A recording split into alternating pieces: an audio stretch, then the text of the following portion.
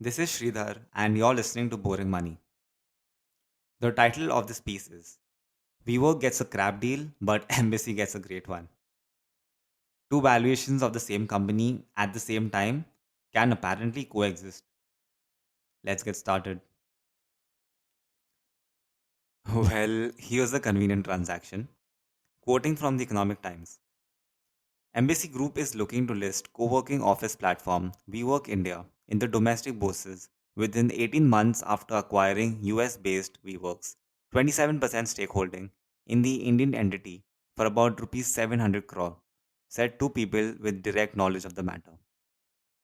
Post the acquisition, the Bangalore-based property developer will own 100% of WeWork India. Of the total, Embassy will sell 40% stake to Enam Group, A91 Partners, CaratLane founder Mithun Sacheti, and others for rupees 1200 crore, said the people cited above. Following the divestment, Embassy will retain a 60% stake, inclusive of 5% as ESOPs, before proceeding with an initial public offering, the people said. Embassy Group is a real estate company. It owns 73% of WeWork India. WeWork US owns the remaining 27%. WeWork US is unfortunately bankrupt, so it wants to sell off its 27% stake in WeWork India to do bankruptcy stuff like repaying lenders, maybe affording its lawyers. You get the idea.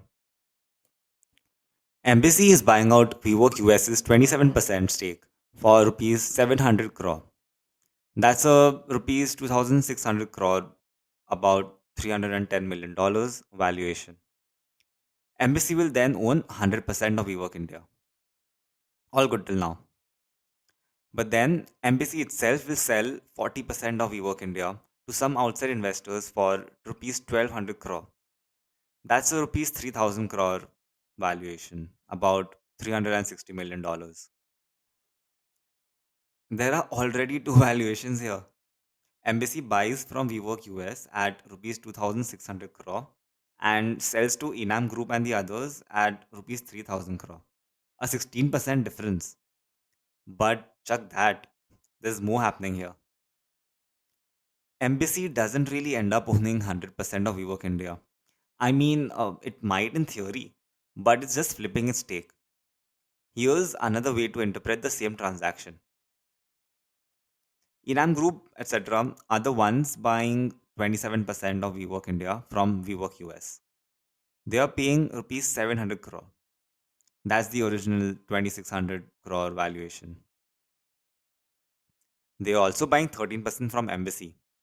For this, they are paying rupees 500 crore. That makes it a rupees 3800 crore valuation, which is about $450 million. In the reported version that I quote at the start, Embassy pays rupees 700 crore and gets rupees 1200 crore. But it's effectively Enam and the other investors who are paying that rupees 700 crore and separately paying another rupees 500 crore to Embassy for its stake. That's rupees 1200 crore in all. The two valuations are rupees 2600 crore and rupees 3800 crore, a 46% difference. It's the next section now, which is titled Buyer Beware. WeWork India is a private company with two shareholders. Embassy is the majority shareholder. WeWork US is the minority shareholder. WeWork US is desperate to sell, and Embassy is in a position to call the shots. Private companies' shareholders' agreements can have pretty much anything written into them. Embassy almost certainly has a right of first refusal, which gives it the first right to buy WeWork US's stake if it wants to sell. It also probably has other transfer restrictions, which make it difficult or maybe even impossible for WeWork US to sell to an outside investor directly, even if they offer a better price. The gist of it is that Embassy can dictate who WeWork US sells to and consequently at what price. In 2020, WeWork had invested $100 million in WeWork India for its 27% stake. It's been 4 years now, and WeWork India seems to be doing reasonably well today. And yet, WeWork is losing money on its initial investment. It's selling for only about $85 million. WeWork US is selling to embassy approved investors at the family and friends price. Embassy is keeping the real deal for itself. That was it. Thank you for listening to Boring Money, and do subscribe on boringmoney.in if you haven't already.